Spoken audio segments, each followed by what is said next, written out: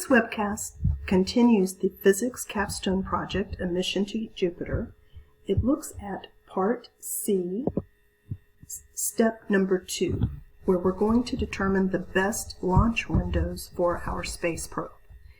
So on PowerSchool, you can find, let's see here, the heliocentric longitude data for both the Earth and Jupiter. It's a file that is loaded up on PowerSchool, so you need to download that data. And when you have it downloaded, you'll notice that it's a CSV file. That means that it is a plain text file where all of the values are separated by commas. And Excel, that's a very common type or format of file. Excel recognizes it, and so when you double click on what you've downloaded, it will open in Excel. This is what it looks like, and you can see that in column A, there are some values that are just shown as a stream of pound signs. And that just means that the data here is too wide for the default column width. So if I come up and click in where the A is, the header above column A, I can go to Home, Format, Auto Fit the column width, and that will make that column wide enough to hold or to show all of the data that is in it. Okay, so we've got our data here, and we should go ahead and save this file as a Excel workbook. We do not want it to continue as a CSV file. There are instructions for this here in the text document, but you'll see it says that we want to call this file Launch Window with your section and your last name. Okay, and so let me show you how to do that. So I'm going to go and do a File, Save As, and I will give it the name that it says, Launch Window underscore section, I'll just say I'm in section B, underscore my last name. I do not want this to be a CSV file any longer, so I'm going to come over here to the drop-down list, and this gives me all of the possible file formats that I could save it as, and I'm going to choose the one at the top of the list because this should become an Excel workbook. That way all of the formulas, editing, other things that we do will be saved properly. So I'm choosing Excel workbook, and then I say save.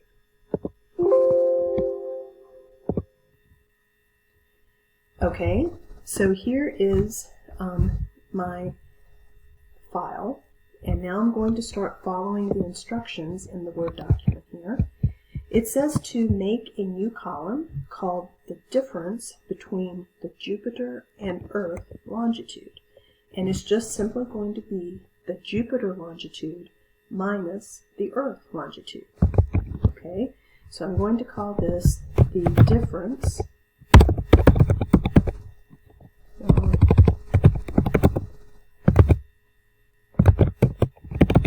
between Jupiter and Earth longitude. That's going to be measured in degrees. Now, I have here all of a sudden a very wide title. I'm going to wrap it, but then I'm also going to make this column a little wider, just so that it looks better.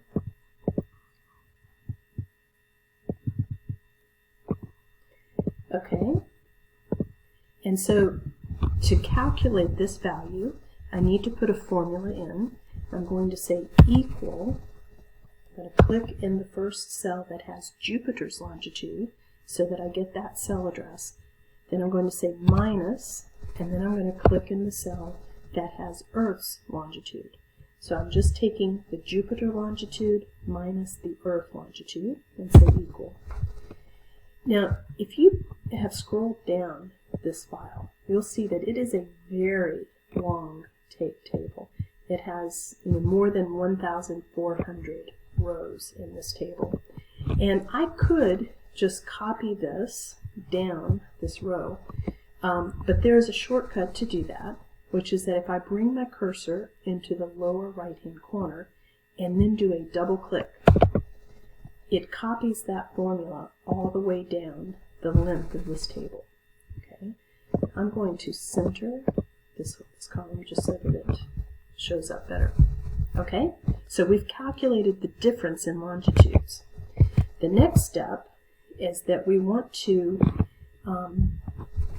normalize this longitudinal difference. And so I'm going to put that title here. Normalized longitudinal difference. And that's still in degrees. And I'm going to wrap that and make that column a little wider. What we mean by normalized, let's just scroll down here a little bit. I'm just clicking the down arrow key because I want to show you that some of the values when we calculated the Jupiter longitude minus Earth longitude, some of these values are negative angles. And I don't want to deal with that. It's much preferable to have all of our angles expressed between 0 and 360 degrees. And so therefore, I'm going to fix this. So I'm going to come back up here and I'm going to put a formula here that will give us only, it will express every angle between 0 and 360. I'm going to have to use an if statement. So it's a formula, so I start it with an equal sign. The operator is just if, okay? Then I have to put a series of things in the parentheses here. The first is my logical test. And so my test is going to be if the difference between Jupiter and Earth is greater than 0. That's my logical test. If that angle is already greater than 0, so I'm putting a comma here, I have to separate all of these by commas, then I just want to put D2. I'm just going to keep that angle the way that it is. I don't have to do anything to it.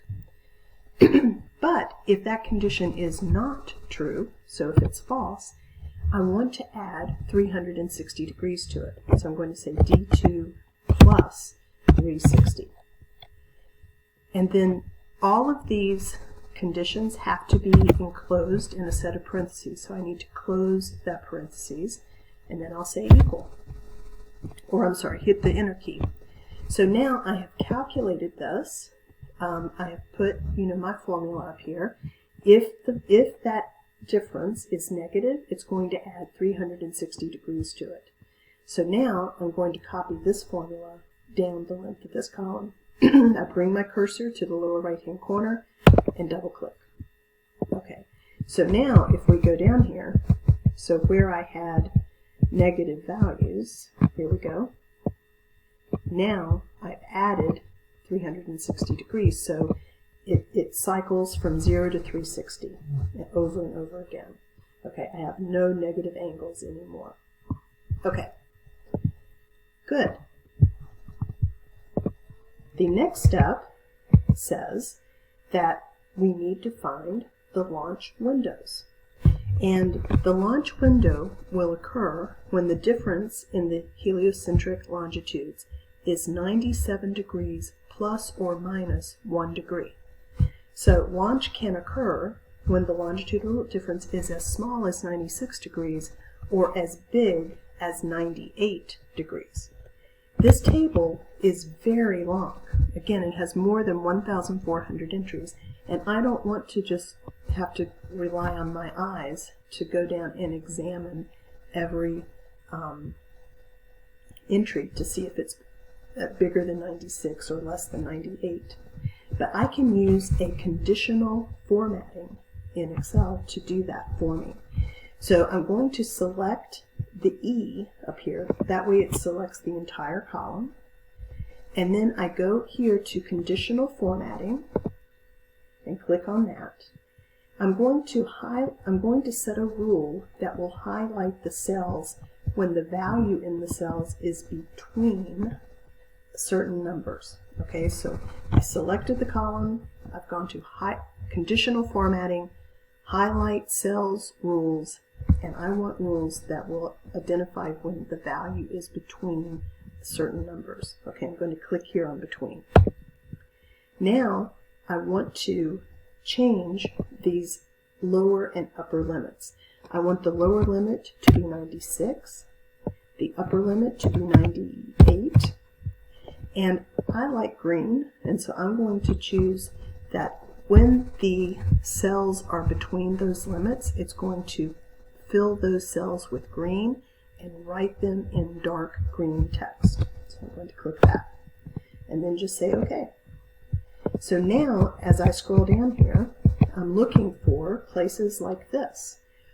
These are two dates when the longitudinal difference is bigger than 96 but less than 98.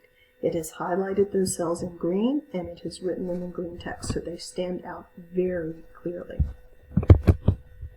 Okay. And then in column F, you will find those dates and fill in this table with the launch dates that you have found.